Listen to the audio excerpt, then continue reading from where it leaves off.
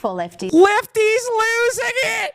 Oh, Lefty's losing it. Maggie is in a Box, a song about the late, great Margaret Thatcher. Oh, no, not the song about the late, great Margaret Thatcher.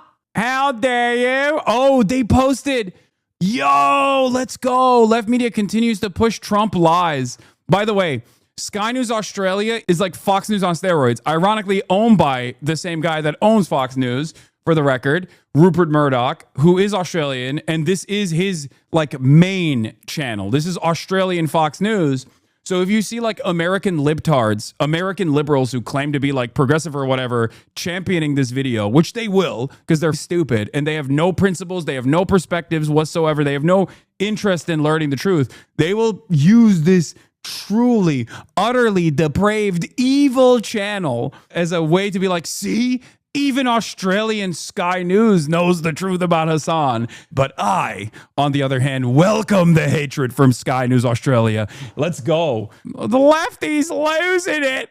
Before you go, I want to get your opinion on this remarkable New York Times fluff piece that they've done on a character called Hasan Piker, a character they describe as a progressive mind in a MAGA body, because he works out. Apparently that makes him a MAGA body, but he's as bad as MAGA as I'm blonde.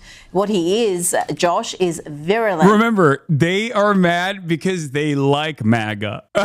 When you first see this, they're Australian. You don't understand. This is Sky News. You think maybe it's objective. No, she's mad because the New York Times is doing a puff piece on myself, and she's mad because MAGA is a good thing, and they're comparing me to a good thing, and that's what's up. Anti-Israel. Any kind of Zionist tendency should be treated in the same way as being a rabid neo-Nazi. And you shouldn't even let someone be the local dog catcher as Felix was posting if they've ever exhibited any sort of like positive feelings about the state of Israel.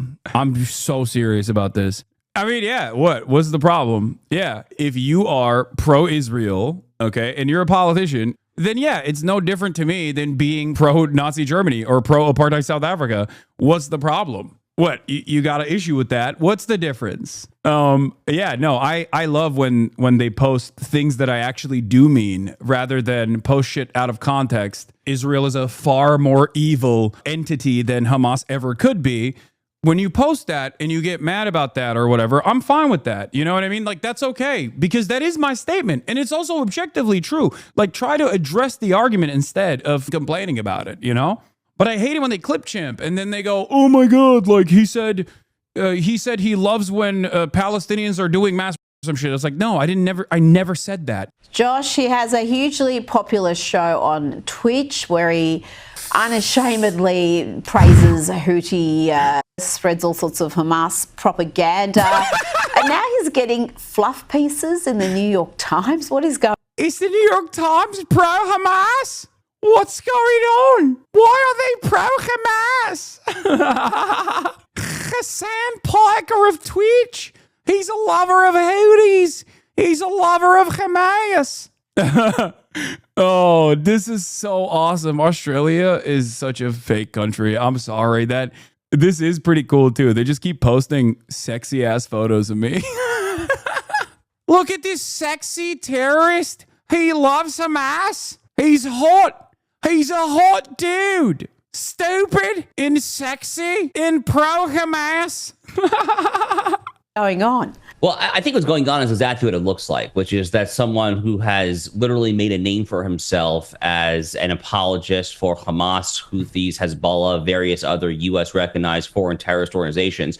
I mean, this is the guy who is now getting you know the page A1 full spread treatment from the New York Times, an organization. He's like, why won't they write about me? I don't like it. I don't make any apologies for Hamas. I call out things that I think are violent, things that I believe are atrocious, as a matter of fact, significantly more than pro-Israel people do on their side, okay? I also do understand who the real villains are in this story. And that is and always will be Israel until they abolish the apartheid, of course, until they end the occupation. They do the same thing they do in the U.S., says this Entertainment Not News. Yeah, also, I don't care about, this is awesome. That was probably best known for burying coverage of the Holocaust back towards the back of the paper for 3, 4, 5 years during World War II. The New York Times has a long and deeply inglorious track record. First of all, burying the coverage of the Holocaust for 5 years is crazy during World War II. Like, I don't know if they were tuned in to the death camps that were taking place, but there is a live streamed Holocaust happening right now, and they do unironically bury the coverage of the live streamed Holocaust. In the argument that you're presenting, New York Times being consistent, they're like, we don't care. As long as it's state-sponsored violence, like, we're on board with it, and we will do our very best to defend it. Barry Weiss, peace on you. The handsome face of terror apologia. That's awesome. Once again, proving what I said, which is all of my haters can pick apart every single thing, but then they still call me handsome. What is this? Hasan Piker has been called a model for the future of progressive media. He also calls Jews inbred and says Zionists should be treated like neo-Nazis. On Sunday, the New York Times ran a bouncy profile on an online influencer who's made millions telling Gen Z that socialism rocks. His name is Hasan Abi Piker, and he has 2.8 million followers on the live stream platform Twitch, where he broadcasts live from his West Hollywood home for 8 hours every day, commenting on everything from the latest Supreme Court ruling to his workout regimen.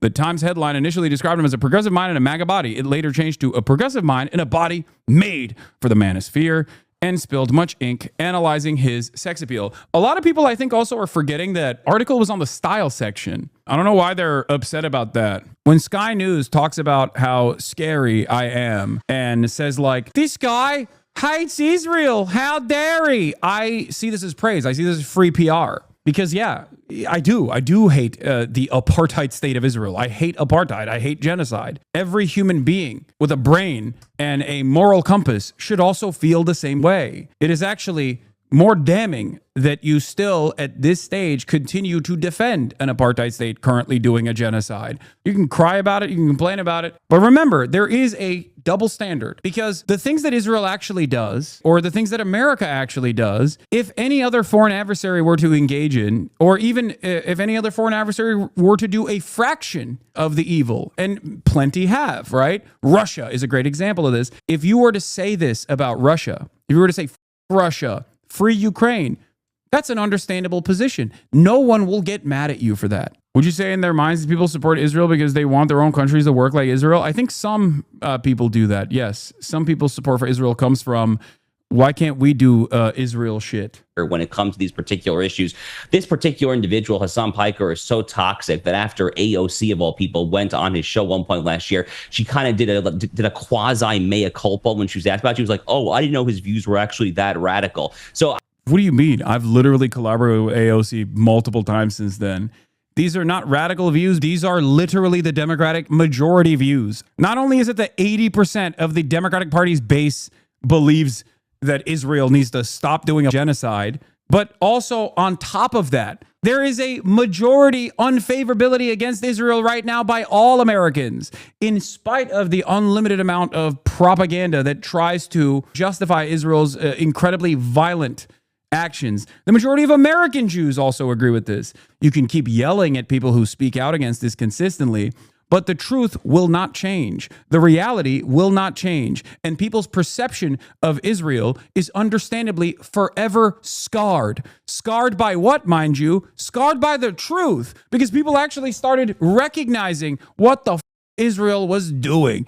You can try to get me banned from platforms. You can try to silence me, but you can't change the truth. I go away, there's going to be another person out there. I go away, there's going to be another person that also takes up the mantle, because I'm not individually able to hypnotize tens of thousands of people. All I'm doing is showing the truth. And you can't stop the truth. You can try to silence it as best as you can. You can try to silence the opposition to the best of your ability. But ultimately, this is not just one person's doing. I am not foolish enough to assume that it is actually my awesome power that has been able to convince so many people. This guy has really made a name for himself there. So for him to get the full New York Times treatment there, that says a lot, frankly, about the New York Times. But for those of us who pay close attention there, this tragically is what the New York Times has been for a very long time. But that's what's so funny about this entire process is that like people turn around and talk about like how hot I am in a way to try and figure out like, what's the reason why this guy is able to penetrate the consciousness of so many young men at a time when it seems like the Democratic Party has completely lost their power. They lost their motion. They lost their juice. Oh, it must be because he's hot. It must be because he works out. And it's like, no, those are things that I organically care about. Those are things that I want my audience to do as well. But that's not the reason why I've been able to reach this level of success. The reason why I've been able to reach this level of success is because there are a lot of people like yourselves in this chat. They go, oh my God, there's another person that feels the way that I do. Finally, someone is voicing the concerns that I've had. This makes a lot more sense. It's not because I'm attractive. Okay. Yes, that plays a role in this for sure. It's not because I work out. It's because I'm saying how many of you feel. That's it. It's that simple. Bro, be real. If you were ugly, you wouldn't have 1/4 of the viewers you have right now. Oh my God, dude, I am not discounting. Oh, why do all my haters constantly say I'm sexy? Jesus Christ, dude. Yes, dude. Yes, I'm sexy. I'm hot. I'm rich. Oh my God. This is not a phone.